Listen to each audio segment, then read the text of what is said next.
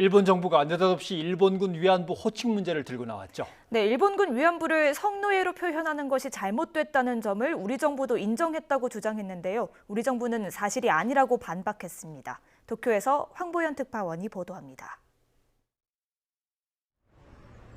지난해 2월 스위스 제네바에서 열린 유엔 여성차별철폐위원회 회의에서 우리 정부 대표가 일본군 위안부 문제를 거론하자 당시 고노 일본 외무상이 발끈했습니다.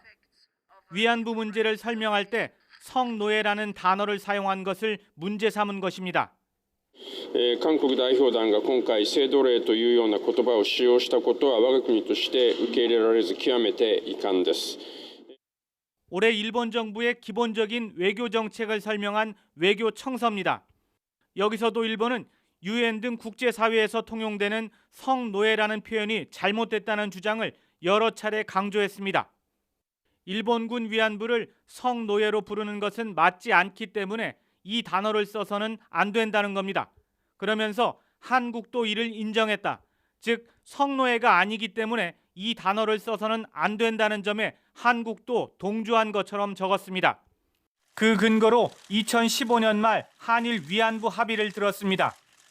이와 관련해 위안부 합의 과정을 검증한 태스크포스의 2017년 보고서를 보면 당시 일본은 성노예라는 단어를 쓰지 않기를 희망하고 우리 정부는 공식 명칭을 일본군 위안부 피해자 문제로 하기로 했다고 적혀 있습니다. 결국 합의 당시 명칭을 위안부 피해자로 통일한 것을 두고 마치 우리가 성노예는 아니라고 인정한 것처럼 일본이 호도한 셈입니다. 이와 관련해 우리 정부 관계자는 일본 정부의 얼토당토하는 주장이라며 일축했습니다.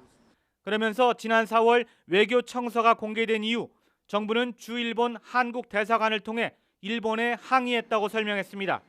도쿄에서 YTN 황보연입니다.